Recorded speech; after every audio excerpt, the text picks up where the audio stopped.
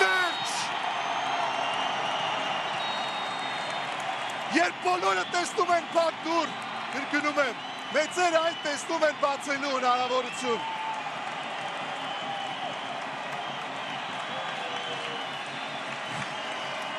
Ով մինչև վերջ է պայքարում, նա երազելու իրավունք է ստանում։ Այսօր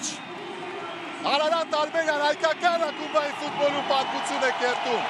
Դուրս է գալիս Եվրոպա լիգայի հիմնական փուլ։ Այսօր հաղթեց այդ տղան, ով երազում էր եվրոպական մեծ խաղերի մասին։ Հաղթեց այն